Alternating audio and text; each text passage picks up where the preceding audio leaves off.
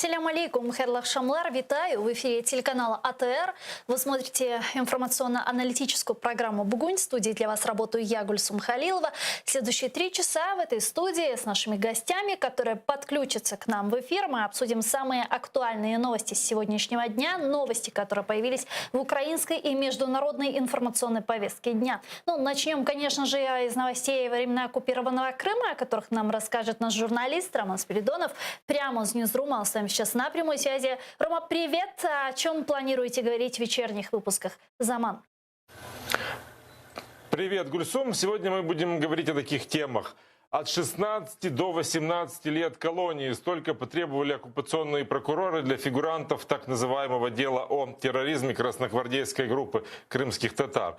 Для Рустема Эмирусинова 18 лет с ограничением на 1,5 года наблюдения. Для Арсена Абхаирова 15 лет. Для Искендера Абдулганиева 16 лет свободы в колонии строгого режима. Рассмотрение их сфальсифицированного дела Южный окружной военный суд Ростова-на-Дону начал еще 29 января. Оккупанты безосновательно обвиняют мужчин в терроризме и попытке захвата власти из-за участия в Хизбут-Тахрир, из-за якобы участия в запрещенной в России организации Хизбут-Тахрир.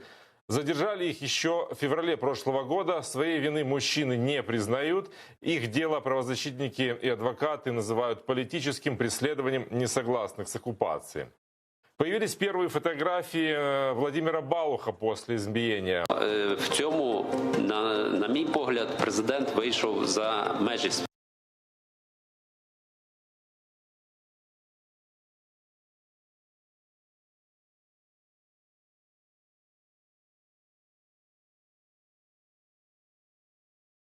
Ходить.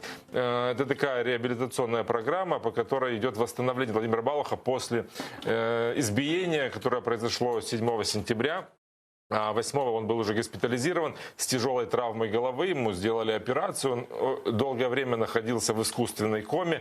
И вот сейчас, после длительного нахождения без сознания, Владимир Балух восстанавливается, приходит в себя. Будем говорить, конечно, и о ситуации в Крыму, о том, как там распространяется коронавирус. Еще 161 случай COVID-19 зафиксировали оккупанты в Крыму и 51 в Севастополе за прошедшие сутки. В общем, и в Крыму, и в Севастополе уже 5 погибших за прошедшие сутки. И коронавирус настигает всех подряд, и оккупационных чиновников в том числе. Так, с положительным тестом в петербургской больнице скончался оккупационный мэр Ялты Иван Имгрунт. Инфекцию он подхватил еще в конце сентября, а более 2 недель назад его увезли из переполненных крымских больниц, где места нет простым смертным, а тем более оккупационным чиновникам хочется лечиться в каких-то более комфортных условиях, и поэтому его перевезли в Россию. И вот человек, который родился в Караганде, карьеру строил в Краснодарском крае, в прошлом году его бросили на колонизацию Ялты. Сначала он работал так называемым заместителем главы оккупационного правительства Крыма Сергеем Аксеновым, а затем его отдали руководить Ялтой. Там он запомнился тем, что ввел причудливую форму для коммунальщиков. И вот Рифат Чубаров, председатель Меджлиса, комментируя его смерть в Фейсбуке, обратился с такой, можно сказать, просьбой, чтобы не хоронили этого человека на полуострове, хотя бы чтобы его прах не осквернял крымскую землю. И, видимо, прислушались, и хоронить Имгрунта будут в Краснодаре. Скандал с известной компанией в Крыму, летной компанией «Универсал Авиа» и аэродромом «Заводское» разгорается в Крыму. Оккупационные власти ее попросту ликвидируют. И «Универсал Авиа», и аэродром «Заводское» в Симферополе, это находится под Симферополем, они расположены. Предприятие существует уже 75 лет. Именно здесь начинал легендарный летчик Ахмед Хан Султан. Отсюда украинские пилоты вылетали с миротворческими миссиями в Африку. Вертолеты компании работали везде от Крыма до Антарктиды. А теперь дали оккупанты добро на строительство на месте аэродрома целого микрорайона для переселившихся в оккупированный полуостров россиян. То, что универсал авиа оккупантам не нужен, уже стало давно. До оккупации на нем, как я уже говорил, тренировались украинские пилоты летать на малой авиации, но за последние 6 лет компанию почти не финансировали. И, как отмечают, как узнали наши корреспонденты, деньги давали только для того, чтобы зарисовать триколорами украинские флаги. А вот работники аэродрома в виде обращений даже решили пожаловаться лично президенту России Владимиру Путину. Вот подробнее об этом мы будем рассказывать в наших выпусках. Будем же, конечно же, говорить и о ситуации с водой на полуострове. По оценкам экспертов, там ее в крымских водохранилищах осталось 15% от запланированного объема, от проектной мощности всех водохранилищ. Относительно недавно оккупационные власти выделили полуострову 6 миллиардов рублей на решение водной катастрофы, и их отдали в распоряжение Министерства обороны для того, чтобы оно занималось водообеспечением, в том числе и своих объектов. А теперь российский премьер Михаил Мишустин распорядился выделить уже 50 миллиардов рублей. За эти деньги будут искать новые источники, рыть скважины. А вот насчет разрекламированной идеи опреснять воду Мишустин умолчал. Изначально было известно, что это очень дорогая затея, и она не окупается в данных условиях, в которых оказался оккупированный полуостров. И поэтому все меньше и меньше говорят о том, что это возможно. А вот симферопольские оккупационные власти считают, что симферопольцев можно поить водой из Салгира. Они не отказываются от этой идеи, хотя сами же провели исследование и выяснили, что она в несколько тысяч раз грязнее нормы из-за канализационных стоков, которые туда попадают. Но вот поскольку и на дожди там рассчитывать не приходится, там по-прежнему прогнозируют сухую погоду и местами даже пожароопасную. Вот такая ситуация с водой в оккупированном Крыму. Обо всем этом мы будем говорить сегодня в 19:00 в украинском выпуске и в 21:00 в выпуске на крымско-татарском языке. Гульсум. Чусагул, Роман, спасибо тебе большое. Это был наш журналист Роман Спиридонов прямо из Ньюзрума. Смотрите, не пропустите вечерние выпуски «Заман» 19:00 на украинском языке. Еще раз продублирую. И в 21:00 на крымско-татарском языке с Шевкетом Наматулаевым. Также можете присоединяться к нашему эфиру. У нас прямой эфир. Звоните, задавайте ваши вопросы. На экраны ваших телевизоров режиссера периодически выводят номер телефона +380 73 419 41 58. Звоните нам абсолютно бесплатно по Вайберу, либо можете присоединяться через программу Skype, atr.tv, это наш адрес. Звоните, задавайте ваши вопросы. Нам важен ваш голос. Ну а мы начнем обсуждать новости, которые непосредственно касаются временно оккупированной Крыма не только. Как известно, на прошлой неделе в пятницу президент Украины Владимир Зеленский с официальным визитом побывал в Турецкой Республике и встретился с президентом Турции Реджепом Таипом Эрдоганом. По завершению переговоров президенты подписали совместное обращение, которые опубликовали лишь вечером. Главы государств договорились, что Украина и Турция продолжат координировать совместные усилия для обеспечения защиты прав человека в оккупированном Крыму, для освобождения всех незаконно задержанных политических заключенных граждан Украины, а также совместно работать для улучшения условий жизни для граждан Украины, включая крымских татар. Давайте вместе послушаем фрагмент этого заявления. Ми погоджуємося продовжити докладати зусилля, спрямовані на деокупацію Автономної Республіки Крим і міста Севастополь, а також відновлення контролю України над окремими районами Донецької і Луганської областей України. Президент Украины Владимир Зеленский, в свою очередь, заявил о том, что пригласил Турецкую Республику принять участие в формировании и в работе крымской платформы. Вот что он сказал. Для забезпечення захисту прав людини в окупованому Криму ми будемо тісно співпрацювати в рамках 75-ї сесії Генеральної асамблеї ООН. Я також запросив Туреччину долучитися до нашого проєкту Кримської платформи. Це інструмент консолідації міжнародних партнерів для захисту прав кримчан та деокупації українського півострову. В свою очередь, Реджеп Таип Эрдоган в очередной раз выразил свою поддержку территориальной целостности Украины и заявил, что Турецкая Республика никогда не признает оккупации полуострова.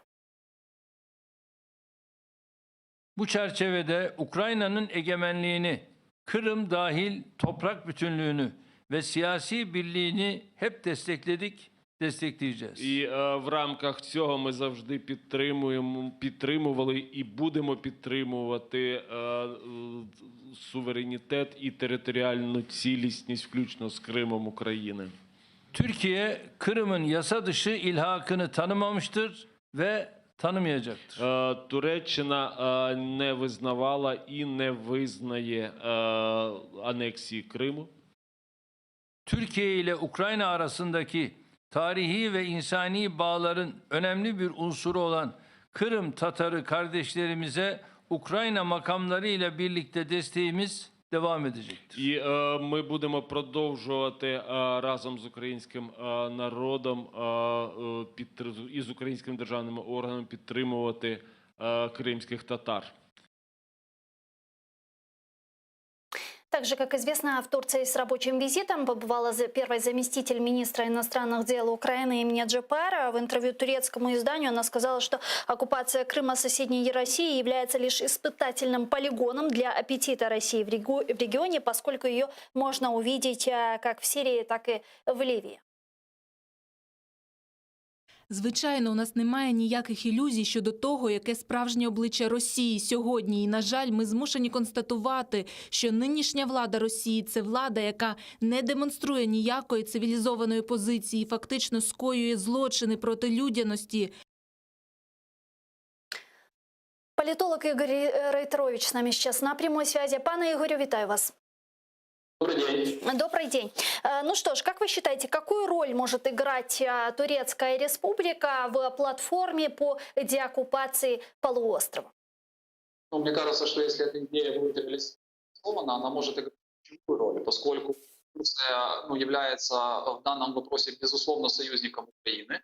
И мы получаем от Турции как военную поддержку, так и политическую поддержку, так и, что очень важно, гуманитарную поддержку. Да? Мы помним, как некоторые обмены, возвращение арестованных незаконно крымских татар проходили именно при посредничестве президента Турецкой республики. И как бы хотелось бы надеяться и верить, что и в будущем президент Эрдоган будет, в принципе, следовать тому, что он делал как бы раньше, и будет принимать активное участие в этих процессах возвращения как бы наших граждан на территорию Украины, которые незаконно были задержаны на территории оккупированного Крыма. Ну а что касается вообще касательно этой идеи, идея на самом деле очень важная, очень актуальная, она перезрелая по большому счету, то есть это нужно просто... Да, пане Игорь, вот глобальную идею еще с вами обсудим. Вот заканчивая тему с Турцией, хотел бы вас спросить, а есть ли действительно в руках у Эрдогана какие-то рычаги давления на Путина, влияния на Путина, чтобы эта платформа в той или иной степени была эффективной? Ну, смотрите, касательно там рычагов давления или влияния, они, безусловно, у него есть. Главный вопрос, готов ли он их использовать на полную и идти, скажем, до конца. Я думаю, что здесь, конечно, Турция будет занимать достаточно дипломатичную позицию. С одной стороны, поддерживать, безусловно, что было в заявлении, территориальную целостность Украины и заботиться о правах как бы крымских татар, да, но с другой стороны, идти на какие-то шаги, которые очень неоднозначно будут восприняты, например, Россией, в ближайшее время она вряд ли готова. С другой стороны, мы должны пользоваться тем, что есть на сегодняшний день, да, и если пускай формально, неформально, на уровне исключительно пока гуманитарном, Турция согласится принимать участие в организации работы этой платформы, то, безусловно, будет успехом для Украины. Почему? Потому что чем больше стран будут с нами по этому вопросу солидарны, тем проще нам будет разговаривать и давить в определенной мере, дипломатически в том числе, на Российскую Федерацию. Плюс мы же прекрасно знаем, что сейчас, может быть, отношения между Россией и Турцией достаточно неплохие, нейтральные, так скажем, да, но были периоды, когда они очень резко ухудшались, и не исключено, что это может произойти в дальнейшем. Почему? Потому что и Турция, и, в принципе, Российская Федерация по состоянию на сегодня являются уже глобальными игроками, и многие интересы, которые есть в регионе, это интересы, у которых этих двух стран диаметрально противоположные взгляды, да, на то, как эти интересы реализовать. Поэтому не исключено, что отношения могут между этими странами ухудшаться, и, соответственно, это шанс для Украины. Мы должны быть готовы к тому, чтобы воспользоваться ситуацией и еще больше вовлечь Турцию в реализацию тех идей, которые заложены вот в эту платформу. Ну, сейчас на примере Нагорного Карабаха мы видим, как Реджеп Тайип Эрдоган очень жестко, четко и однозначно высказывается в поддержку Ильхаму Алиеву, президенту Азербайджана, азербайджанскому народу, как народу, которого он считает своим братским народом, в том числе и крымских татар. Да, но тут, понимаете, просто разница одна в том заключается, что речь идет там о противостоянии Азербайджана и Армении, и Россия, по сути, самоустранилась от активной поддержки Армении, ну, кроме там предоставления какого-то вооружения, там, да, возможно, каких-то там консультационных там услуг, ну, военного, скажем так, плана. Здесь мы имеем дело с оккупированным Крымом, и Россия считает его своей территорией. Поэтому это немножко другая история. Здесь речь идет не столько о безусловной поддержке в военном плане, сколько о поддержке политической, частично дипломатической, ну и поддержке в первую очередь гуманитарной. Но опять-таки, я повторюсь, если мы можем реализовать хотя бы эти моменты, мы должны это делать. Да? Всегда нужно начинать с малого, тем более за последний год у нас действительно с Турцией сложились очень неплохие отношения, у нас огромный потенциал для экономического взаимодействия, и эти козыри тоже надо по максимуму использовать, потому что Турция заинтересована в Украине точно так же, как и Украина заинтересована в Турции. Если говорить о создании платформы и о работе платформы по деоккупации, наивно было бы предполагать, что Российская Федерация добровольно сядет за стол переговоров по Крыму. Скажите, каким образом будет работать эта платформа и в каком случае она будет эффективна, если в ней не будет принимать участие Российская Федерация? Как можно будет таким образом тогда разработать некую дорожную карту по освобождению Крыма от оккупанта? Вот вы на самом деле очень хороший вопрос задали, потому что мы не имеем на него ответа со стороны офиса президента. Есть некая идея по созданию этой платформы, да, предложили участие Великобритании и Турции, то есть минимум уже 2 страны. Украина предложила им присоединиться к этому формату. Да, безусловно, Россия не будет садиться за стол переговоров и будет всячески отрицать факт существования подобной платформы, как факт она отрицает факт оккупации, например, Крыма. Но, понимаете, если эта платформа заработает, и там будет не только Украина, Великобритания, Турция, но и многие другие, в том числе и европейские страны, это будет дополнительный, с одной стороны, механизм давления или инструмент давления на Российскую Федерацию. Во-вторых, это будет как бы новая площадка, на которой мы сможем обсуждать в том числе и социально-экономические, и гуманитарные проекты, которые будут касаться территории подконтрольной Украины, которая как бы граничит с Крымом. Да? Плюс это будет дополнительная площадка для усиления давления именно дипломатического и гуманитарного.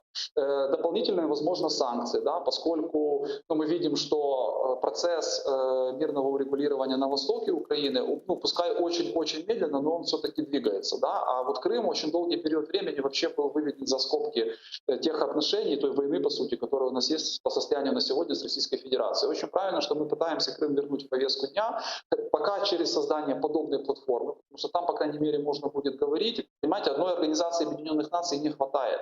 Чтобы раз в год там принималось какое-то решение о нарушениях прав крымских татар, какое-то там воззвание к Российской Федерации отпустить всех задержанных, прекратить репрессии и так далее. Если у нас будет дополнительный инструмент, я думаю, что Россия будет чувствовать себя гораздо менее уверенно и, возможно, хотя бы в какой-то краткосрочной перспективе, это повлияет на вот те репрессии, которые есть на полуострове, и их интенсивность, я не говорю, что они закончатся, это маловероятно, но, по крайней мере, будет меньше, чем она есть сейчас. Плюс инвестиции, плюс возможности как бы все-таки вообще не отказываться от темы Крыма, постоянно ее поддерживать.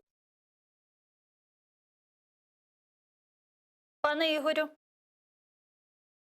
Это очень важно, которые, безусловно, не должны отказываться. Единственное, вот знаете, с этого как бы я и начал, хотелось бы услышать от офиса президента все-таки пошаговый план вот создания этой платформы. Вообще о чем идет речь, да? Как себе это представляет офис президента, как это видит президент Зеленский. Потому что пока, кроме каких-то общих заявлений, 2 визитов в Великобританию и в Турцию, мы больше ничего про эту платформу, к сожалению, не знаем. Точно, одну мы знаем точно, что в 2021 году, предположительно, это будет 26 февраля, будет Крымский саммит, на который пригласят лидеров западных стран, лидеров стран наших партнеров. И, возможно, на вот этом саммите поймут, уже будет понятно, в каком формате будет эта платформа. Это будет более широкая платформа или что-то из серии нормандского формата. А вы вот как считаете, должна быть действительно ограниченная какая-то группа стран или же более широкая,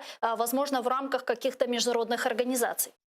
Не, ну это, безусловно, не должна быть группа стран в формате нормандского, вот этой нормандской четверки. То есть чем больше стран мы туда сможем привлечь, тем будет лучше. Ну понятно, что это должны быть страны, от которых что-то зависит в регионе. То есть страны Европейского Союза, там Великобритания, Турция, безусловно, со стороны несколько другой, как наш союзник по региону. Ну и идеальный вариант это, конечно, например, такие страны, как Соединенные Штаты Америки, там, Канада, да, то есть те, которые тоже являются нашими союзниками, но участие которых, например, в нормандском формате, оно там минимизировано. А вот в формате крымском они, мне кажется, могут быть представлены по одной простой причине. Потому что как раз все эти страны абсолютно не признают факт оккупации Крыма. Да? Они считают это аннексией со стороны Российской Федерации. И все санкции, которые они вводят, в первую очередь касаются именно Крыма. Поэтому надо к этому вопросу возвращаться, надо этот формат максимально расширять и, знаете, встречаться не раз в год, а встречаться достаточно регулярно для того, чтобы координировать свои действия для усиления давления на Российскую Федерацию. Но вот касательно там даты, которую вы назвали, все-таки мне кажется, что определенная дискуссия должна быть и в середине нашей страны. Да? То есть мы должны сначала между собой понять, кто будет принимать участие в этом формате, кто будет от Украины в этом формате. Потому что у нас есть и общественные деятели, и политики, да, которые очень хорошо разбираются в этой теме, но, например, по разным причинам, по состоянию на сегодня они пребывают, допустим, в политической оппозиции. Но эта оппозиция, она же не распространяется на возвращение наших территорий. Поэтому такой диалог, прежде всего, он нужен в Украине, а потом уже можно с каким-то подготовленным планом выходить на международную арену и привлекать наших партнеров. Мне вот кажется, что представители крымских татар, там Мустафа Джемилев, там Рафат Чубаров, они могли бы гораздо усилить наше сотрудничество с той же Турецкой республикой и, в принципе, более активно вовлекать ее в решение проблем оккупированного Крыма. Давайте перейдем к следующей теме, к опросу, который анонсировал президент Украины Владимир Зеленский. Сегодня издание ЛБ.ЮА опубликовало полученную от своих источников информацию о формате анонсированного президентом Владимиром Зеленским опроса в день местных выборов 25 октября. Согласно документу, у избирательного участка волонтер будет проводить опрос среди избирателей, выходящих из участка. Опрос исключает любую агитацию и будет проводиться исключительно среди желающих. Избиратель должен заполнить анкету и опустить ее в коробку, говорится в опубликованном ЛБ сообщении. С нами сейчас на прямой связи, давайте, пане Игорю, не отключайтесь, подключим Виталия Безгина, народного депутата Украины, фракции «Слуга народа», нас сейчас слышит. Пане Виталию, здравствуйте, витаю вас. Добрый вечер. Добрый вечер. Ну что ж, относительно опроса, есть к вам пару вопросов. Что думаете, верите ли вы в репрезентативность этого опроса? Дивіться, у мене є кілька площин, відповідно, кілька різних реакцій на цю позицію. Перше, напевно, це правова складова історії. Правова складається в тому, що, звісно, що це ніякий не референдум і це не матиме жодних юридичних наслідків. Так само і добре, що тепер, хоч завдяки ЛБ, ми маємо інформацію, що це будуть проводити волонтери чи то громадський рух, тому що ми розуміємо, що немає жодних законодавчих підстав і забезпечень для того, щоб це проводилось безпосередньо на дільницях і щоб це робила Центральна виборча комісія. З точки зору того, чи це може бути інструментом народовладдя як такої, який полюбляє Володимир Зеленський, теоретично може, тому тут важко чомусь заперечити, тим більше, якщо президент бачить необхідність такі питання підняти. З точки зору того, чи матиме це правові наслідки, юридичні наслідки, звісно, що не матиме. З точки зору, чи будуть цього політичні наслідки, тобто чи схоче Офіс ініціювати подібні законодавчі зміни, ймовірно, можливо, завтра під час звернення до парламенту президент щось подібне озвучить. Тут, на моє переконання, ключова річ полягає в тому, що коли це опитування проводилось, не було жодних порушень з точки зору якраз таки брендування під той чи інший політичний суб'єкт, використання якихось гасел, символіки і так далі. Тому що це буде жорстке порушення виборчого процесу, яке безпосередньо, на моє переконання, якщо воно буде присутнє, буде оскаржуватися сторонами процесу. Тому тут треба дуже якісно контролювати людей, які будуть це опитування проводити, щоб це не тлумачилося як втручання в виборчий процес. Це така ключова небезпека, яку я вбачаю. Вот ваша коллега из фракции «Слуга народа» Евгения Кравчук на прошлой неделе сказала, что опрос не будет, в офисе президента сказали, что опрос не будет нести каких-либо юридических последствий, но Кравчук сказала, что опрос будет закреплен народными депутатами через соответствующий законопроект. Это разве не одно и то же? Ні, це різні речі. Я, власне, теж наголошую, що юридичних наслідків прямих бути не може, тому що це не референдум. Референдум не має законодавчого забезпечення. В нас є норми про референдум в Конституції, але в нас немає чинного закону про всеукраїнський референдум. Президентський законопроект, він тільки перше читання пройшов і підготовлений до другого, але він не чинний. Що стосується різниці, ну, по-перше, тут питання в тому, що, я ж сказав, можливо, Офіс просто на підставі цих даних ініціює за підписом президента той чи інший законопроект. Ну, а оскільки законодавчим органом є вже парламенту потім вирішувати долю цих ініціатив. Будь-якої іншої прив'язки з правової точки зору бути не може, це виключно. Если этот опрос не несет каких-либо юридических последствий, ваше мнение, какой смысл в его проведении? И это совпадение, что проводится он именно в день местных выборов? Ну, тут важко сказати, є різні теорії. Все ж таки, я думаю, що це питання краще адресувати президенту. Він це аргументує з позиції підтримки саме народовладі. З точки зору співпадіння, я думаю, що тут просто єдина можливість насправді опитати людей в певній масовій кількості, вона є тільки під час такої події, як вибори. З іншого боку, зрозуміло, що оскільки це опитування матиме винятково добровільний характер, є питання з точки зору репрезентативності, це зрозуміло. Тому я ж кажу, це можна використати тільки як майданчик для подальшої політичної ініціативи, не більше. И еще такой вопрос к вам, как юристу. Я не юрист. Да, ну, с юридической точки зрения, да, извините. Вот чтобы понимать, да, что у нас вот было понимание, вот в чем президент Украины – это не частное лицо, а должностное лицо, правильно? И его, да, права которого указаны в Конституции Украины, если не ошибаюсь, это статья 106, а в 19 статье Конституции Украины говорится о том, что он не имеет делать право что-то, что не указано в статье 106 Конституции Украины. Тогда как этот опрос вписывается в украинское законодательное поле? Или я что-то не понимаю? Дивіться, багато дискусій з цього приводу є. Насправді ці питання коментував вже і Руслан Стефанчук, як представник президента в парламенті. Ну, якщо звертатись до 106 статті, то там, власне, безпосередньо є пункт 2, так, який передбачає те, що президент звертається до громадян. Тобто, якщо зараз дивитися суто юридично, то президент винятково через свою сторінку у Фейсбуці за рахунок відеороликів він звертається до громадян. Звісно, що оскільки ми вже знаємо, що проводиться опитування громадська якась організація, так там чи якісь волонтери безпосередньо, що Офіс президента зараз тут не є суб'єктом юридично цього процесу. Тому якраз таки юридичних тут порушень немає. З точки зору процесу, ну, звісно, можна по-різному на це дивитись.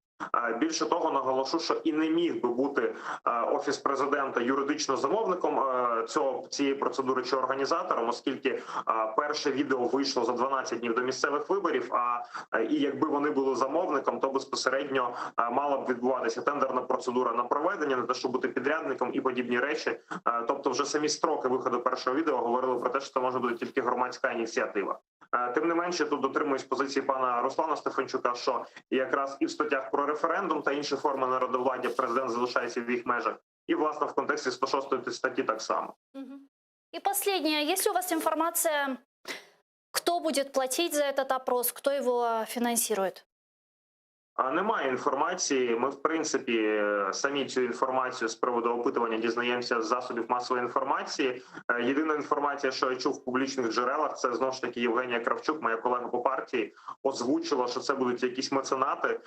Мені більше деталей невідомо. Я думаю, що було б коректно по відношенню до всіх громадян, що все ж таки джерела фінансування людей, навіть якщо це меценати, вони були оприлюднені. Я думаю, що такий крок буде здійснено для того, щоб додати процесу прозорості.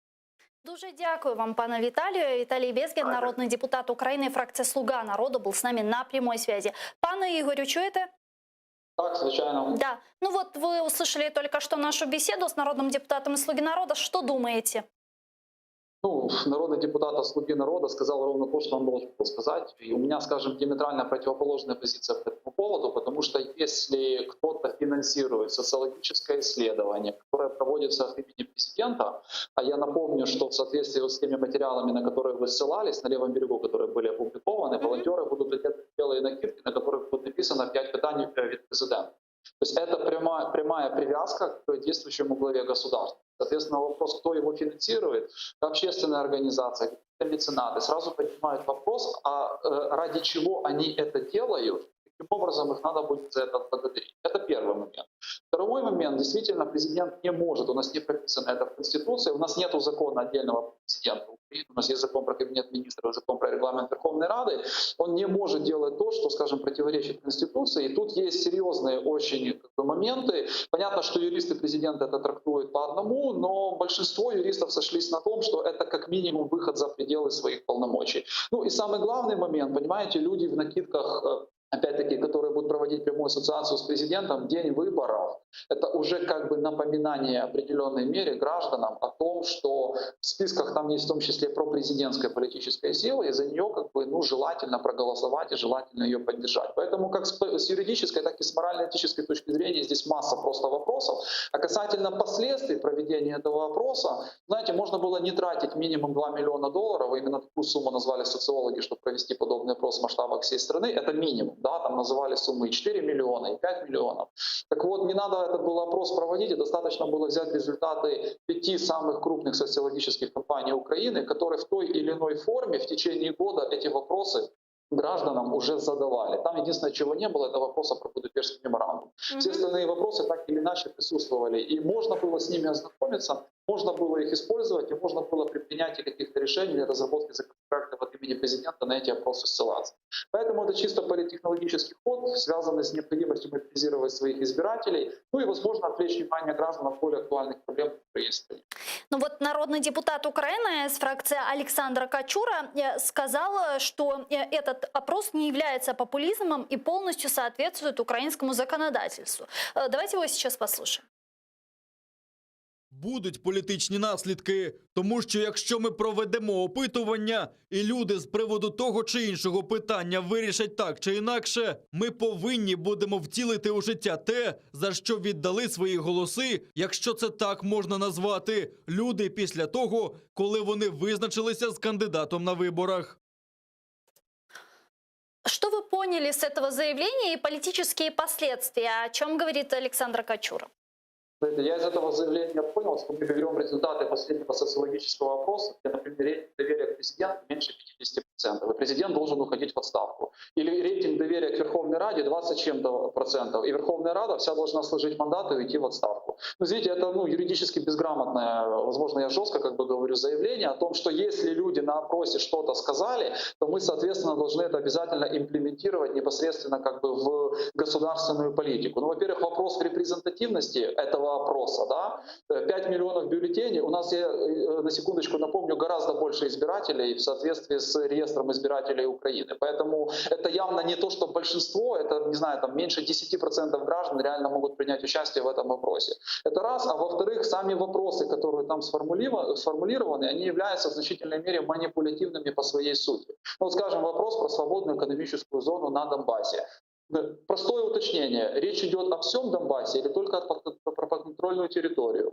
Какой должен быть формат этой свободной экономической зоны? И так далее, и так далее, и так далее. Ни в одной стране мира результаты опросов, если это отдельно не прописано в законодательстве, я подчеркиваю, да, не могут служить как в качестве обязательного аргумента для внедрения тех или других решений. Да, есть в некоторых странах, скажем, такое положение о том, что опросы, проведенные государственной структурой, я подчеркиваю, да, по определенной методике, являются обязательными при принятии тех или иных решений. Поскольку у нас нет подобного законодательства, говорить о том, что мы результаты какого-то опроса должны сразу имплементировать в жизнь, по меньшей мере это наивно. Ну и с юридической точки зрения, знаете, любой юрист, в принципе, адвокат, он в судах это без проблем это разобьет и докажет, что это является нарушением Конституции и, кстати, прав других граждан, которые, например, не будут принимать участие в этом опросе по тем или иным причинам. Давайте подключим к нашей беседе сейчас народного депутата України фракції «Європейська солідарність» Володимира Ар'єва. Він нас чує. Пане Володимире, вітаю вас. Доброго дня, я вас майже не чую. Пане Володимире, а зараз? Дуже сильно шумить, перепрошую. Да, я попрошу сейчас наших режиссеров и звукорежиссеров наладить связь. Я надеюсь, вы нас будете сейчас слышать лучше. Тепер краще. Да, спасибо. Пане Володимире, такой вопрос относительно опроса президента Владимира Зеленского. Что вы думаете, насколько он может быть репрезентативным? Верите ли вы в него? Насправді люди сприймають це опитування геть неоднозначно, і багато хто не підтримує Зеленського, навіть не буде підходити і відповідати на ці питання. Це я зрозумів зі своєї поїздки по Хмельницькій області, де, наприклад, в Кам'янець-Подільському районі я зустрічався в малих громадах, і люди казали, що вони не будуть підходити відповідати, і це опитування просто не може бути репрезентативним взагалі. Але це є політичне і маніпулятивне опитування, оскільки ми маємо ситуацію, коли президент, який агітував весь час за свою політичну силу протягом виборів, їздив по областях, виступав навіть під партійними брендами і кольорами на трибуні, на якій був не герб президента, а надпис «Це», і який використовувався в логотипі політичної партії «Слуга народу». І тепер будуть люди якось, я не знаю, в якихось там чи в брендових кольорах, чи не в брендових кольорах, а надписом «5 питань від президента» будуть зустрічати людей біля виборчих дільниць і про щось їх питати. Тобто це маніпуляція, це, знаєте, от як бувало таке, критикували політичні сили, які розвішують борди, які без гасла, але в дуже схожому партійному стилі з натяком на те, що це може бути заклик агітувати за цю політичну силу на асоціативному ряді в день виборів. Оце зараз масово робить Зеленський. Це нечесна, м'яко кажучи, гра. І мало того, ще невідомо, хто фінансує це, оскільки президент – це найвища посадова держави, і його зарплати явно не вистачить для того, щоб провести це опитування. А хто профінансує це, досі невідомо. І прозорих і чесних відповідей щодо фінансування ми також не отримали від президента і його політичної сили. Как вы считаете, какие будут нести последствия вот этот опрос? Алло. Сорвался, к сожалению, у нас телефонний звонок. Володимир Ар'єв, народний депутат України, фракція «Європейська солідарність», був з нами на прямому зв'язку. Пане Игоре, вот я хочу с вами вопросы этого опроса обсудить. Относительно 5-го вопроса у меня возникло очень много вопросов. Чи підтримуєте ви право України на використання гарантій безпеки, визначених Будапештським меморандумом для відновлення її державного суверенітету і територіальної цілісності? Так сформулирован этот вопрос. Я для начала попрошу вывести сейчас на экраны наших режиссеров, собственно, чтобы мы понимали, да, что такое Будапештский меморандум и что предполагают положения этого Будапештского меморандума, и далее обсудим. Поважати незалежність, суверенітет та існуючі кордони України. Утримуватися від загрози силою, її використання проти територіальної цілісності, політичної незалежності України. Ніяка їхня зброя ніколи не буде використовуватися проти неї, крім цілей самооборони або будь-яким іншим чином згідно зі статутом ООН. Утримуватися від економічного тиску, спрямованого на те, щоб підкорити своїм власним інтересам здійснення Україною прав, притаманних її суверенітету, отримати будь-які переваги. Домагатися негайних дій з боку Ради безпеки ООН з метою надання допомоги Україні, якщо вона стане жертвою акту агресії чи об'єктом погрози агресією з використанням ядерної зброї. Не застосовувати ядерну зброю проти України, крім випадку нападу на них самих, їхні та підопічні території, збройні сили їхніх союзників. Проводити консультації у випадку виникнення ситуації, внаслідок якої постає питання стосовно цих зобов'язань. В офисе президента Украины сказали, что Будапештский меморандум актуализирует тему Крыма и Донбасса на международных площадках. Вот что там говорится. Давайте послушаем. Нашій державі потрібен мандат від народу для того, щоб звертатися до держав-підписантів меморандуму з приводу виконання їх зобов'язань. Ну, мандат президенту Владимиру Зеленскому и так дал народ, когда выбирал его, да? А разве вот механизмов этих положений, которые мы процитировали выше, недостаточно для того, чтобы запустить процесс реализации? Обязательно нужно спрашивать про право на эту реализацию? Скажу даже больше.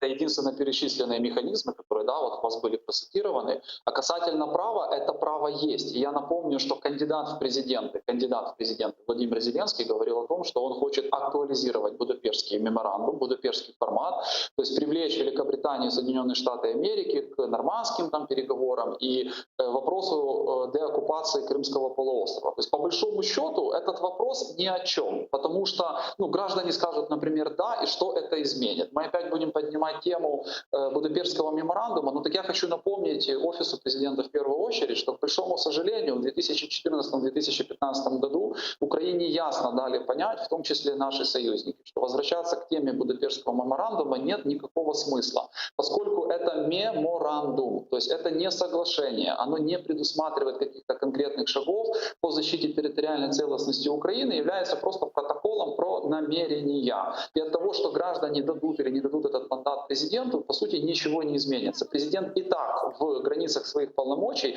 должен защищать территориальную целостность Украины с привлечением всех возможных средств, ресурсов и союзников. В Будапештском меморандуме четко прописано, что в случае нарушения вышеупомянутых положений должно проводиться консультации, да, на международных платформах в рамках Совета Безопасности ООН с участниками, странами, подписантами этого Будапештского меморандума. То есть консультации, в принципе, должны были быть уже реализованы. Почему это не было сделано? Они были в Украина же неоднократно поднимала и в 2015 году вопрос в Организации Объединенных Наций, в том числе на уровне Совета Безопасности, о том, что есть нарушения, у нас забрали часть территории, против нас ведется вооруженная агрессия со стороны Российской Федерации, но все эти вопросы, по большому счету, блокировались с помощью вето, которое есть у страны подписанта этого Будапештского меморандума. То есть в контексте консультаций здесь как раз понимаете, в чем проблема. Все страны могут сказать, что мы консультации провели, а то, что они ни к чему не привели, это вопрос уже второго, третьего или четвертого порядка. К огромному сожалению нам, да, почему? Потому что, таким образом он выписан, а выписывала его не предыдущая власть, а гораздо раньше президенты, которые были, да.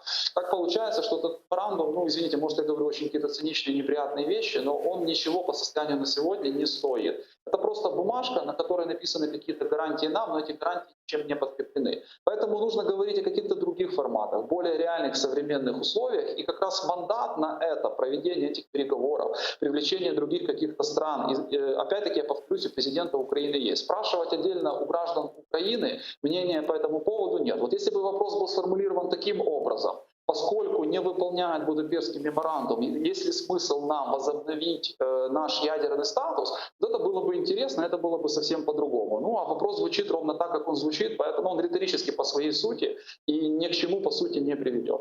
Дуже дякую вам, спасибо большое. Ігор Рейтерович, політолог, був з нами на прямому зв'язку. Напомню, ранее президент Украины Владимир Зеленский анонсировал опрос, который они планируют провести в день местных выборов в Украине 25 октября. 5 вопросов озвучил президент України. Чи підтримуєте ви ідею довічного ув'язнення за корупцію в особливо великих розмірах? Чи підтримуєте ви створення вільної економічної зони на території Донецької та Луганської областей? Чи підтримуєте ви скорочення кількості народних депутатів до 300? Чи підтримуєте ви легалізацію канабісу в медичних цілях для зменшення болю у важких хворих? Та чи підтримуєте ви право України на використання гарантій безпеки, визначених Будапештським меморандумом, для відновлення її державного суверенітету і територіальної цілісності? З нами зараз на прямому зв'язку політичний діяч, екс-міністр інфраструктури Володимир Омелян. Пане Володимире, вітаю вас. Вітаю вас, вітаю судді. Да, что ж, относительно опроса президента Владимира Зеленского, что думаете? Вам нравятся эти вопросы? Насправді пан Зеленський поводить себе як маленький хлопчик, який старається формою забути про суть. Він, коли, як ви пригадуєте, йшов на вибори, теж дуже цікавими всілякими новаціями, нестандартними підходами до політики, до президентських перегонів. Всі аплодували, бо думали, що це людина, яка несе новий зміст в українську політику і зламає систему, яка всім набридла. На жаль, виявилося не так, але оскільки пану президенту зараз звітувати нічим, то він все-таки сподівається ще раз провести формат стадіон так стадіон. І замість того, щоб займатися роботою, показувати якісь красиві такі, знаєте, шоу, які мали викликати людей захват. Насправді це точно не ті питання, які хвилюють зараз людей. Люди перелякані зараз пандемією коронавірусу, вони серйозно спантеличені збіднінням, відсутністю роботи, відсутністю достойних зарплат і умовами життя. Ці питання вони були б готові відповісти. Можливо, якби президент зіграв нестандартно, і нас дуже люблять окремі федералісти послатися на досвід Швейцарії, запропонувати, що давайте кожен місяць хтось буде з вас президентом, чи кожен місяць хтось з вас буде олігархом. Тоді, можливо, людям було б це цікаво на це відповісти. Але оскільки таких ходів не було запропоновано, ми товчемо воду в ступі. І навіть якщо будуть проголосовані ці питання, хоча дуже багато дискусій щодо самої технології, законності проведення цього заходу і достовірності результатів, насправді це не дасть нічого нового. І далі наступить розчарування. Бо коли люди побачать, що вони навіть якщо взяли участь в цьому соцопитуванню, а нічого не змінилося, стало навпаки ще гірше, то питання будуть безпосередньо до президента. Может ли быть это инструментом народа власти, то, что обещал президент Владимир Зеленский во время своей предвыборной кампании? Ну, ви знаєте, це якийсь такий примітивний, як на мене, шулерський хід. Бо, знову ж таки, на початку каденції Зеленського нам пропонували державу в смартфоні. Дуже правильну річ, яку ми всіляко пропагували в Міністерстві інфраструктури, створюючи так звану цифрову інфраструктуру. Абсолютно логічним шляхом було після впровадження додатку «Дія» проводити таке, умовно собі, авторизоване голосування щодо тих чи інших дій держави чи влади, як отримати реакцію громадян на неї через голосування в електронному додатку. Але цього не зроблено, така опція відсутня як клас. Проводячи опитування громадян в такому форматі, ну давайте зрозуміємо, що це не опитування навіть. Тобто це якийсь такий незрозумілий підбір людей, які будуть роздані анкети, чи які будуть запитуватися на запитання анкети, шукати їхніх відповідей. Тобто настільки достовірно це є. Одна річ, коли ми запитуємо в всіх великих містах, чи ми запитуємо всіх студентів, чи ми запитуємо якісь інші категорії людей. Але це нам не дає достовірної картинки по всій Україні. Бо комусь цікава марихуана, там, скажімо, як умовно президенту і його оточення, а комусь цікаво, як вижити в цій ситуації. І це абсолютно різні категорії людей. Относительно пятого вопроса про Будапештский меморандум. Что думаете, если речь идет о гарантиях, то реализовывать эти гарантии должны гаранты, нет? В ідеалі так. Але насправді це всього лише меморандум, який ні до чого не зобов'язує. І насправді ми всі з вами добре знаємо історію відносин з Російською Федерацією. Це історія, коли можна домовитися лише тоді, коли ти сильний. І з Росією можна лише перемогти. Досягти миру з нею неможливо. Тому які б інструменти ми б не використовували, чи це мінський формат, чи нормандський формат, чи це Будапештський меморандум. Якщо ми зупинили російські війська, змусили їх втікати з нашої території і звільнити окуповані території на Донбасі і в Криму, це одна історія, це наша перемога. Якщо ми стараємося умиротворити агресора, це ні до чого доброго не приведе, це приведе до подальших поразок. Как вы считаете, какие последствия будет иметь этот опрос президента Владимира Зеленского, учитывая, что в офисе говорят, что все-таки никаких юридических последствий мы не увидим? Ну, я все-таки схильний вважати, що це багато шуму з нічого. Тобто це команда президента, чи, можливо, сам Зеленський придумали таку от фішечку, як вони їх називають, на місцевих виборах, щоб привернути до себе увагу і спробувати перенести рівень проблем з місцевих виборів, коли обговорюється питання місцевого характеру, розвитку міст, населених пунктів, на рівень національний. От, куди ми вступаємо, що ми будемо робити, змістити фокус з самих питань. Це не вдасться, і це просто забудуть як невдалий експеримент. Більше того, якби команда президента серйозно працювала на цьому напрямку, якби дійсно цікавила думка народу, то вони давним-давно б проголосували закон про народовладдя, який передбачає механізми взаємодії безпосередньої влади з громадськістю, влади з мешканцями. Але цього зроблено не було за 1,5 року. Хоча ми всі чули щодня про турборежим, там десятки, тисячі, сотні тисяч законів, які ухвалюються ледь не щодня. В підсумку дуже скромний результат, ні про що. Скажите, а что будет с коронавирусом в нашей стране? Вот этот вот опрос, местные выборы, как вы считаете, повлияют ли на количество зараженных COVID-19? Ну, щонайменше моральна відповідальність президента за кількість людей, що захворіли чи вмирають, точно є. бо він ще зовсім недавно хвалився на весь світ, наскільки він успішний і його влада успішна в боротьбі з коронавірусом. Виявилося, що це чергова мильна бульбашка і нічим не підкріплені слова. Хвороба зростає, і те, що ми бачимо за оцінками науковців і експертів, вакцини досі немає.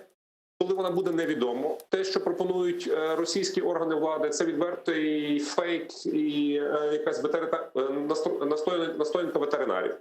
А у світі немає поки що рішення цієї проблеми. Уряд України вже продовжив карантин до 31 грудня цього року, але, очевидно, це дуже оптимістичний сценарій. Ця хвороба буде тривати і в наступному році, і от тут ключове питання – що робити з економікою? І як допомогти людям, щоб вони вижили, в першу чергу, фізично, а в другу чергу могли вести гідне існування. На жодне запитання відповіді поки що влади немає. Вы, как экс-министр инфраструктуры, как оцениваете тот факт, что большинство денег из ковидного фонда было потрачено на строительство дорог? Ну, я вважаю, це дуже просто. Це не цільове використання коштів. І насправді це теж карається законодавством України. Це відвертий шулерський, знову ж таки, хід цієї влади, коли вони створили фонд з однією метою, а кошти витрачають абсолютно на іншу. Добре, що дороги будуються, але вони повинні будуватися не ціною життів громадян України. І тим більше ми поки що не бачимо тих обіцяних обсягів, дуже скромних насправді, з боку влади по кількості кілометрів доріг. Дуже дякую вам, пане Володимире. Дякую. Володимир Омелян, екс-міністр інфраструктури, політичний діяч, був з нами на прямому зв'язку. Чохсавомс. Действительно, в Крыму также складывается очень сложная ситуация с коронавирусом. По состоянию на 19 октября в Крыму умерло еще 2 человека с подтвержденной коронавирусной инфекцией. Таким образом, число скончавшихся с COVID-19 достигло 112. Об этом сообщила пресс-служба оккупационного Минздрава Крыма. Напомним, оккупационный глава Крыма Сергей Аксенов сообщил, что на полуострове за прошедшие сутки зафиксировали 161 новый случай коронавируса. Давайте послушаем его цитату. За 18 жовтня на території Республіки Крим зареєстровано 161 випадок коронавірусної інфекції. 95 з них виявлені при зверненні за медичною допомогою. 65 серед контактних за раніше зареєстрованими випадками. Ну а в Украине за прошедшие сутки зафиксировано 4766 новых случаев коронавируса. Выздоровели 1112 пациентов, умерли 66 человек, сообщает пресс-служба Министерства здравоохранения. Верховная Рада Украины завтра заслушает министра здравоохранения Максима Степанова. Он должен отчитаться по поводу готовности к борьбе с коронавирусом в Украине. Об этом заявил спикер парламента Дмитрий Разумков в ходе заседания согласительного совета. А Степанов относительно ситуации с коронавирусом в нашей стране, министр здравоохранения сказал следующее. Коронавірусна хвороба не відступає, а навпаки набирає обертів. Тому для продовження боротьби з COVID-19 зараз важливо всім мобілізуватися та дотримуватися всіх протиепідемічних правил, які встановлені в державі. Особливо це стосується людей віком понад 65 років, адже 75,7% із загальної кількості летальних випадків – це громадяни саме цієї вікової категорії. С нами сейчас на прямой связи Крым. Ильдар Ибрагимов, независимый фотожурналист. Ильдар Бей, салям алейкум. Ильдар Бей, расскажите, какая сегодня складывается ситуация с коронавирусом на территории временно оккупированного Крыма? Можно ли доверять оккупационной статистике или же все-таки цифра больше? Ситуация очень напряженная, но на эту проблему можно смотреть с двух сторон. Как знаете, одной и другой стороны медали. Одну официальную и вторую, которую ты видишь своими глазами. По официальным данным ситуация спокойная, 176 человек. У нас курортный сезон. Теперь, конечно, мы пожинаем плоды, работают школы, сады, заведения всевозможные. И карантин никто не объявляет. Но когда ты слышишь, что уходят представители своего народа, своей интеллигенции, это живое поколение, ты понимаешь, что не все так хорошо. Ильдар-бей, а какая ситуация в больницах? В больницах, ну, я сам прошел через больницу, было в июне месяце, еще когда только-только все начиналось, скажем так, в Крыму. Я видел состояние больницы, видел, как это все, ну, там нет чистой воды. Но, тем не менее, каким-то чудесным образом мне удалось выздороветь. Благодарю врачам, которые в скафандрах работают, скажем так. Наверное, сложилось так, что состояние здоровья и мой возраст сыграли в лучшую сторону. К сожалению, многие не выходят из этой ситуации. Это уже касается и родных, и близких, и других известных людей. Связываете рост количества заболевших коронавирусом. Это неадекватные меры противоэпидемиологические, которые не принимает оккупационная власть, или люди как-то беспечно относятся к этой коронавирусной инфекции? Ну, не мне судить о деятельности властей. Они считают, что все делают правильно. Но таких людей, как Сан Файтанджи, Зафарова, Керимов, Айденова, их уже не вернешь. И такая вот, к сожалению, ситуация. Не надо судить, скажем так. Дальше будет видно. Чоқсағылыңыз, Ильдар-бей. Ильдар Ибрагимов, независимый фотожурналист, был с нами на прямой связи. Мен мында чоқсағылыңыз. Мен мында сайғылы достар, башқа мевзуға кечмезден евел, вирус тіліне кечмезден евел, девам етмезден евел, бұл коронавирус иле бағлы сіздерге көчік бір мұражатта болунаға істе. Қатенде күн işgal етілген Қырымда бірде бірісінің bizim cemaat erbaplarımızın olsun, ilim insanlarının olsun, ölüm haberlerini alamız. Milli hareket iştirakçıları, adi vatandaşlarımız. Erbaranız bugün pek mühimsiz. Siz bunu bilesiz. Biz bunu bilemiz. Ve bugün bu hastalıkka rica etmektem ciddi şekilde bakınız. Çünkü көргенімізге көре, işgal etilgen Kırım'da işgalcilerinin айтқан bu statistikası düpedüz yalandır. Ve siz de bunu bilesiniz. Zira hastalanganlarının ve ölgenlerinin miqdarı ne yazık ki gün-günden öse. Kırım territoriyası çok büyük değil. Anda bir-birinizle көрішкенiniz vakit ki bizim bu adetlerimiz, urf adetlerimiz, toylar, dualar, cenazeler ve ilahire çok böyle tarqalgan bir merasimlerdir. Ve bugün bu merasimlerge barganız vakit barmasanız daha yaxşı olur ama baracak olsanız saygılar kadarlışlar lütfen epidemiologik bu tedbirlerini işke kırsetiniz, kullanınız, maskalarınızı kiyiniz, ellerinizin antiseptiklerinin yuvmağa devam etiniz ve içtimai menzil degen bir şey var. Bu içtimai menzilden vazgeçmeniz. Bugün bir-birimizni keliniz horçalayıq ve siz sadece özünüzni horçalamaysiz.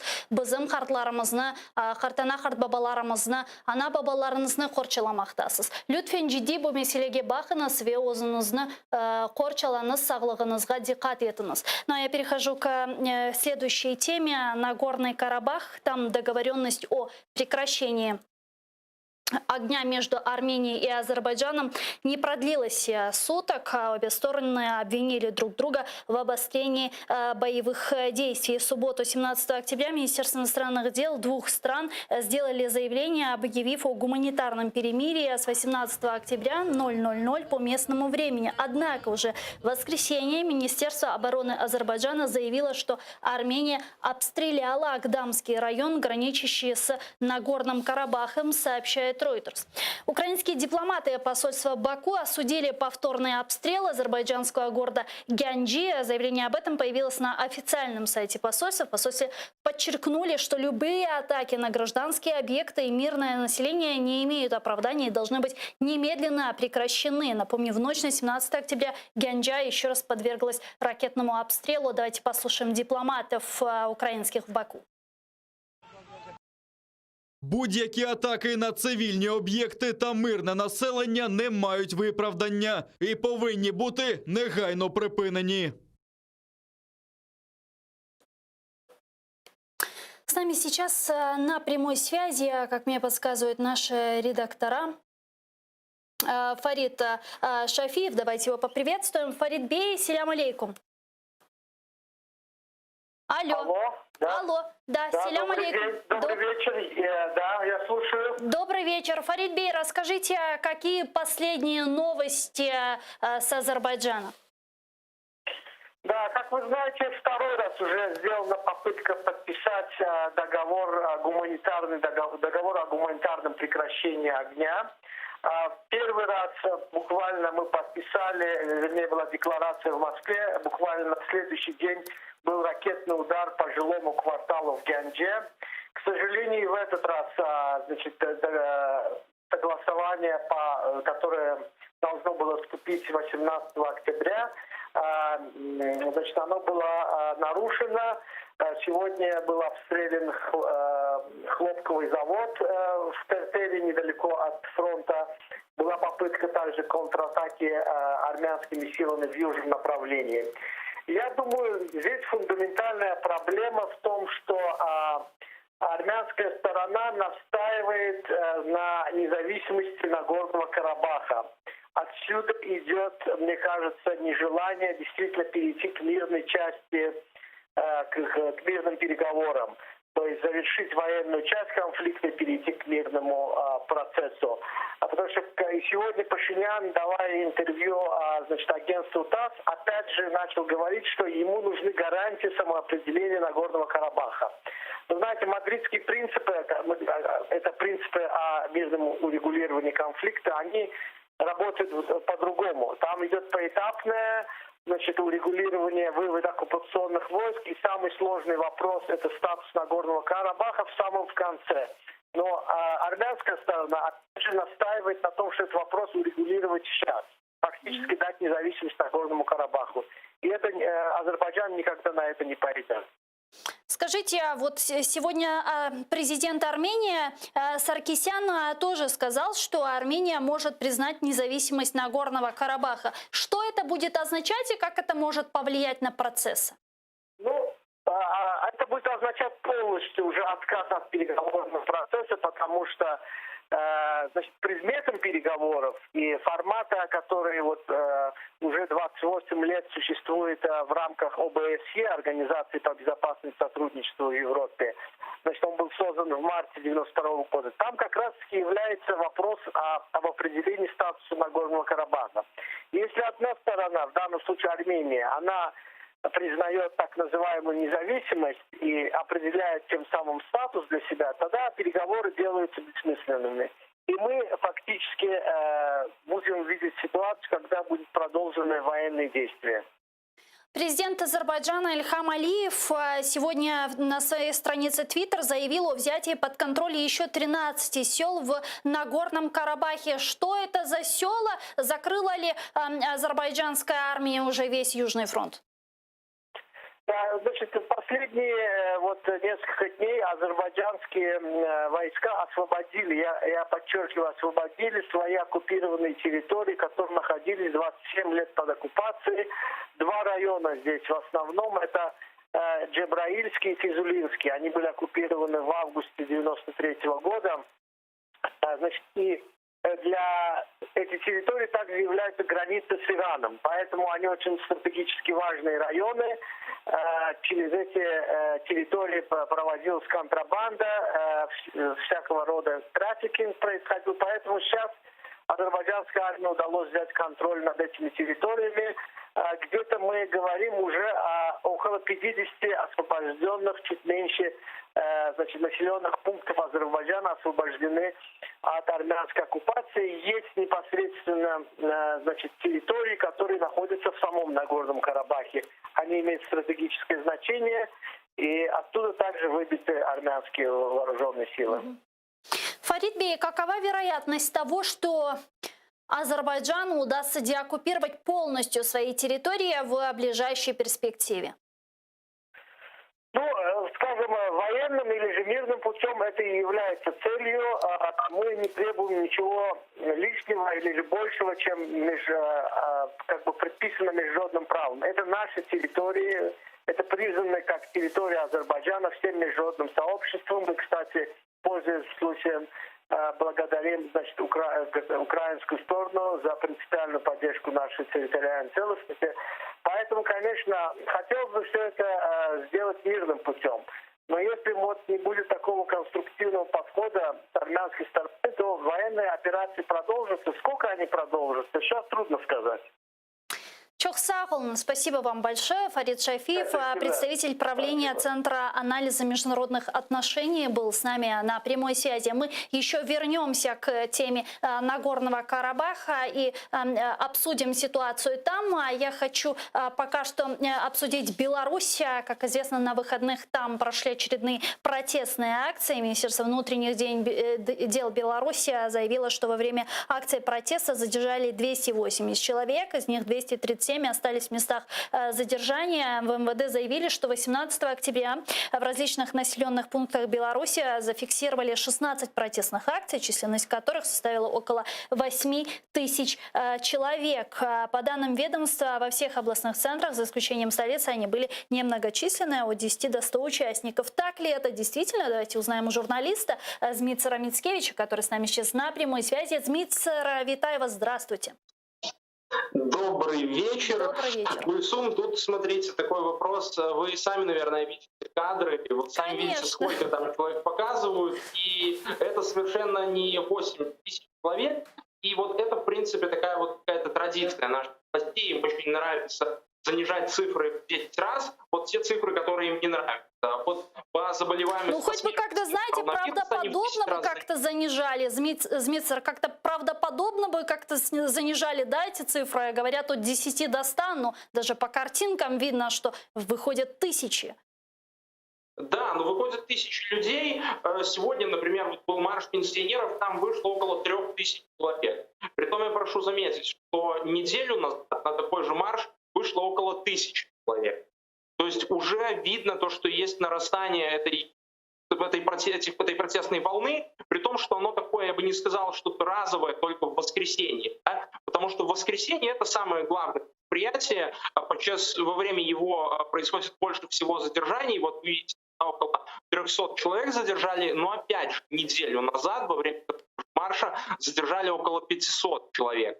То есть здесь нет какой-либо такой вот прям точной статистики, тем более с учетом того, что марш, который шел сейчас, он шел не по традиционному маршруту, то есть для властей, опять же, нужно было спонтанно действовать, было видно то, что для них это все представляет затруднение, то, что нужно растягивать силы, и у них на самом деле получалось не очень хорошо работать, выполнять свои цели именно во время этого марша. То, что собралось на самом деле около 80, там, вот между 80 и 100 тысячами человек, потому что, опять же, было растянуто все по этому большому партизанскому проспекту, но стоит отметить вот как раз-таки хорошую организованность, потому что люди сами, не имея интернета, они очень быстро сориентировались, как лучше действовать, куда идти и каким образом вообще не допускать того, чтобы их задерживали.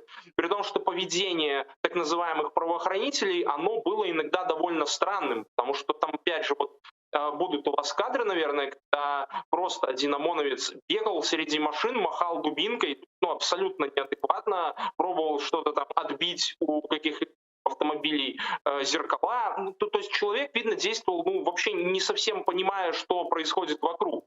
И это, в принципе, опять же, хорошо иллюстрирует то, насколько власти готовы к затяжному протесту, и насколько они вообще понимают, что происходит. Ну а насколько может быть этот протест затяжным? Как вы считаете, как долго еще люди будут выходить на такие протестные акции? До каких пор?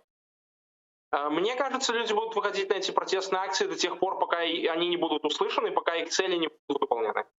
Конечно же, мы видим со стороны так называемых правоохранительных органов желание радикализовать этот протест. Они вот прям таки изо всех своих источников информации, изо всех своих источников пропаганды пропагандой, они вещают о том, что необходимо, что протест радикализуется, о том, что смотрите, там какие агрессивные люди и так далее. Они реально хотят, чтобы там были агрессивные люди, чтобы там была какая-либо радикализация, потому что это тогда даст им карт-бланш на использование всех силовых методов. И это, в принципе, то, чего они и хотят. Это та обстановка, в которой они себя ощущают лучше всего. Тогда они понимают, что делать. А вот что делать с долговременным мирным протестом, когда, в принципе, любое использование спецсредств сверх меры, оно становится, притягивает очень большое внимание со стороны всех мировых СМИ, и то, что уже сейчас невозможно СМИ заглушить, они этого не понимают, для них это очень сложно,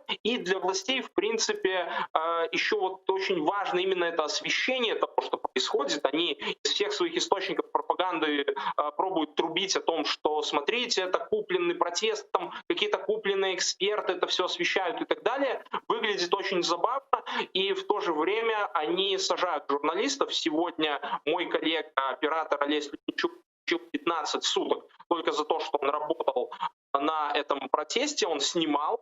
Однако на него составили протокол о том, что он не подчинялся действиям так называемых правоохранительных органов, и вот человек в ближайшие 15 суток проведет в изоляторе. То есть не самая хорошая перспектива. И так еще получили несколько других журналистов. Павел Латушко, член президиума Координационного совета, заявил, что оппозиция готовит новые акции протеста, которые, как он сказал, удивят нелегитимную власть. Что значит удивят и что это за новые протестные акции? Известно ли вам? Пока непонятно, о чем идет речь, но, скорее всего, опять же, будут попытки создания и, скажем так, поддержки национальных забастовок, однозначно будет об этом идти речь.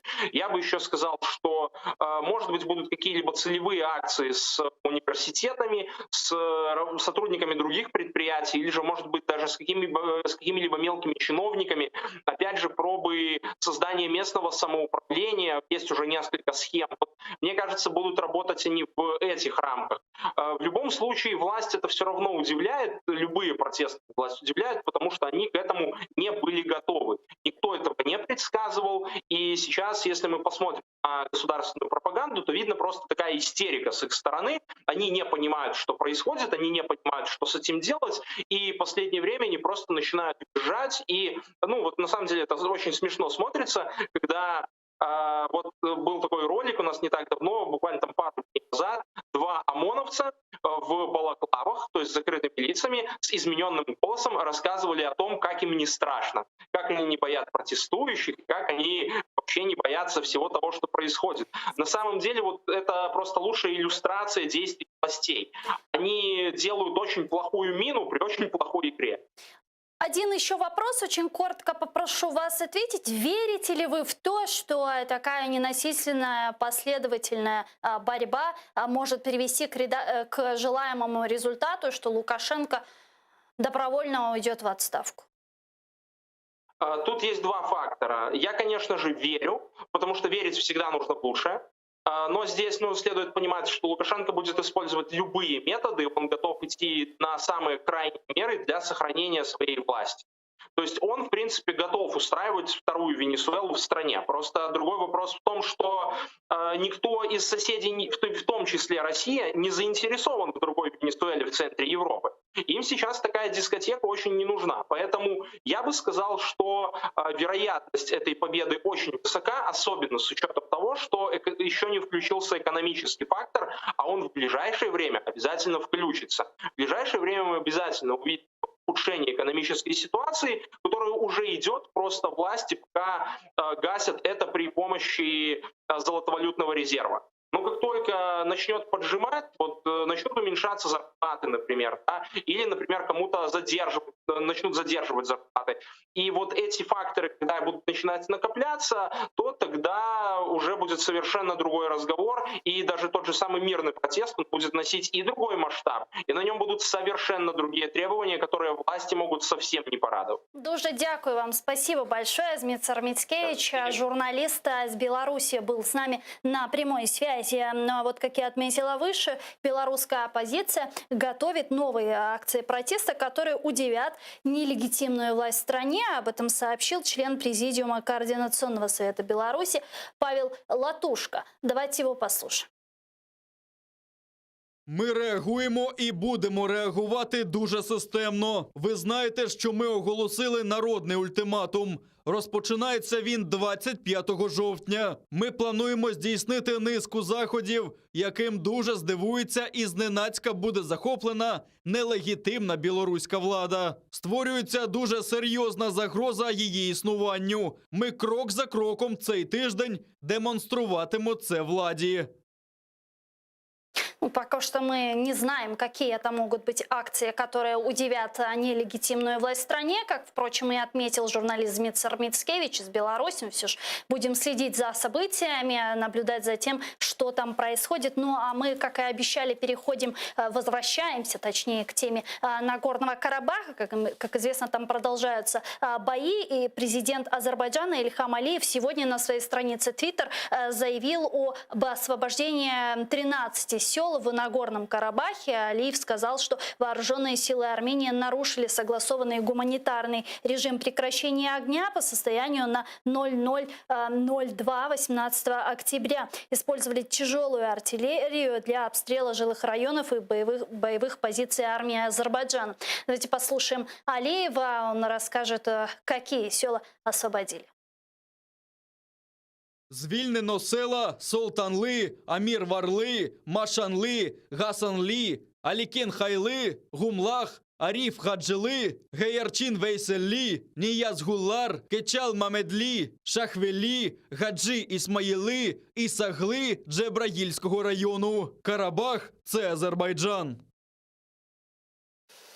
Армения признает независимость Нагорного Карабаха, если станет ясно, что Азербайджан не будет идти путем переговоров. То есть непризнание Армении независимости связано только с тем, что армянская сторона хочет решить вопрос путем мирных переговоров. Об этом сказал президент Армении Саркисян. Давайте его послушаем.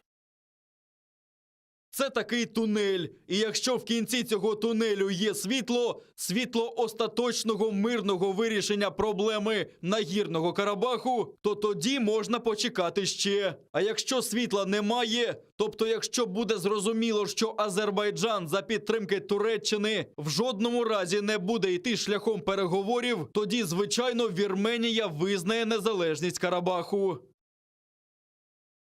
Сегодня также выступил президент Турецкой республики Реджеп Тайип Эрдоган, который в очередной раз высказал свою поддержку Азербайджану. Давайте его послушаем. İnanıyorum ki işgal altındaki bu toprakları Ermenilerden alacaklar ve kurtaracaklar. Ve duadayız. İnşallah bunu da başarıyla götürsünler diyorum. Libya aynı şekilde. Orada da bakıyorsunuz Wagner denilen Rusların paralı askerleri var. Ve bu paralı askerlerle Libya'da Libyalı kardeşlerimize ve darbeci Hafter'e destek veriyorlar. Bize ne diyorlar? Sizin oralarda ne işiniz var? Biz zulüm neredeyse oradayız.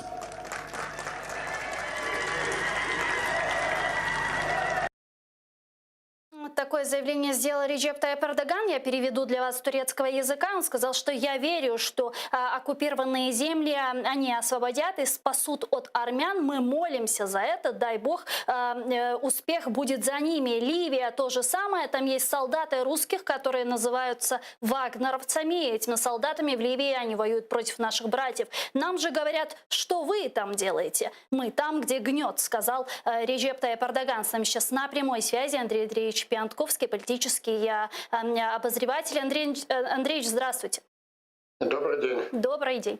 Ну что ж, относительно Нагорного Карабаха, как вы думаете, удастся ли Азербайджану полностью деоккупировать свои территории в ближайшей перспективе?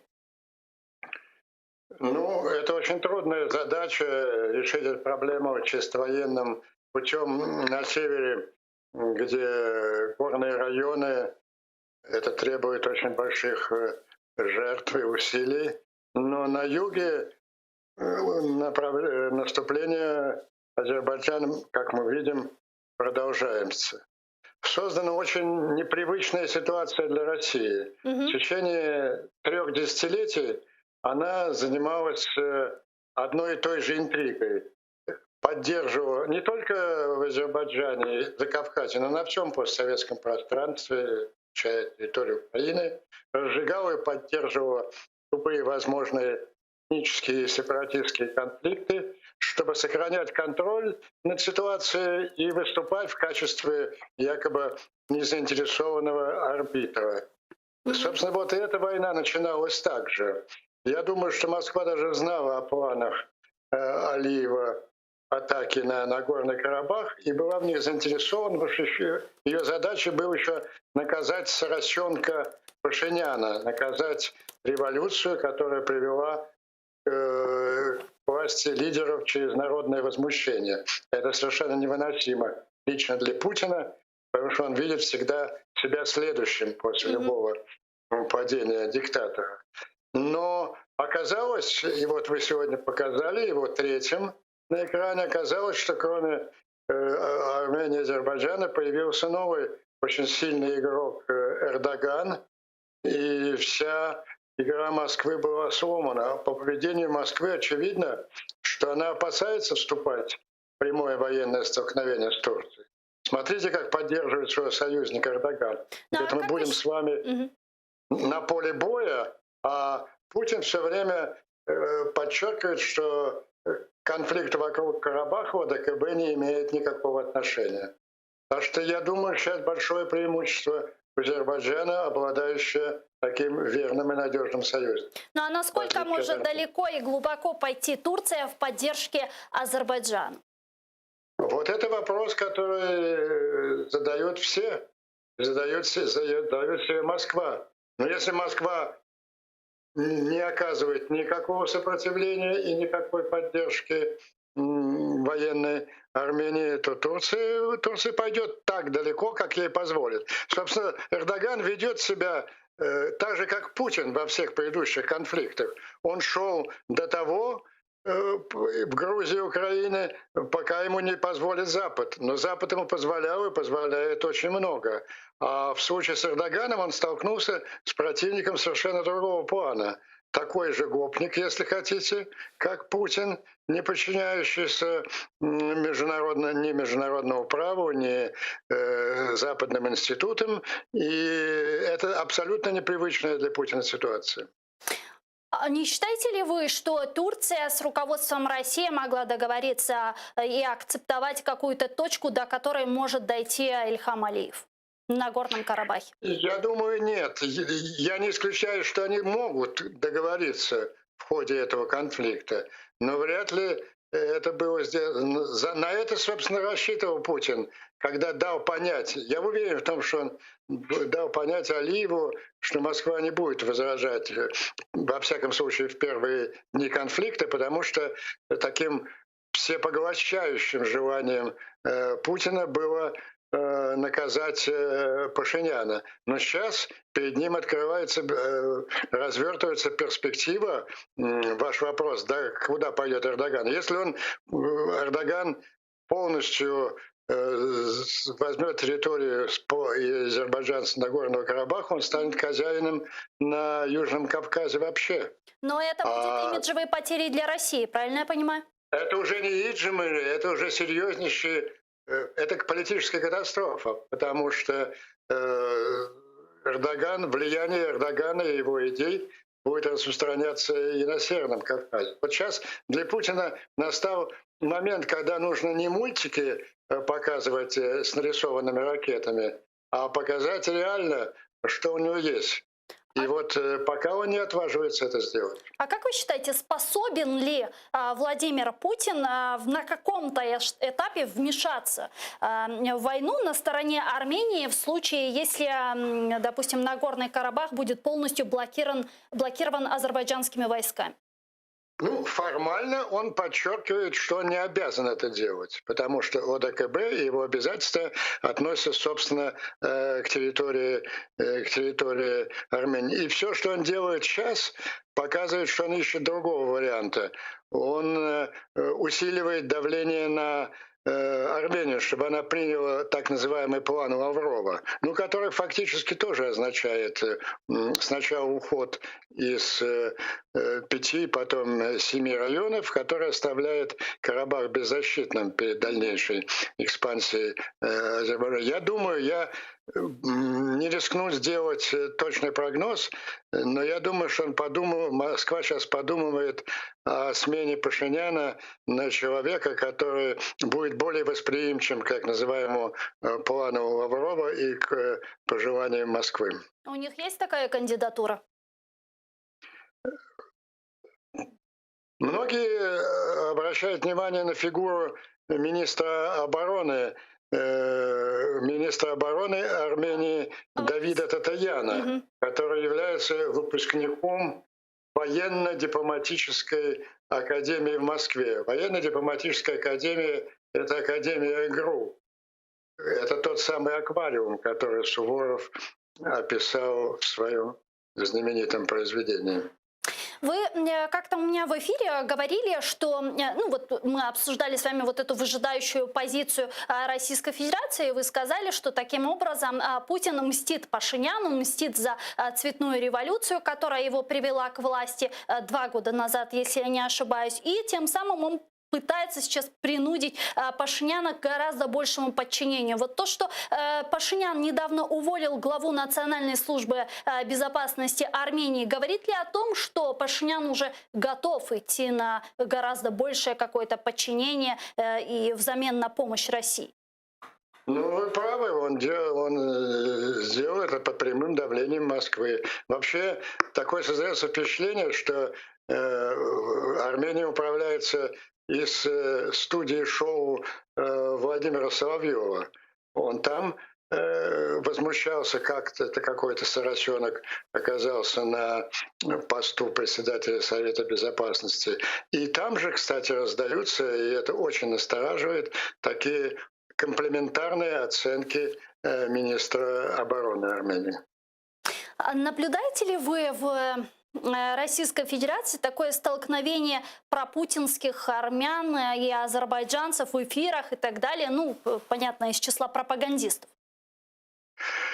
Ну, в довольно слабой форме. Есть пара людей, которые откровенно работают на позиции один Азербайджана, другой Армении. Но вы, наверное, заметили, что такое ядро, это парадоксально, но ядро путинских пропагандистов составляют этнические армяне.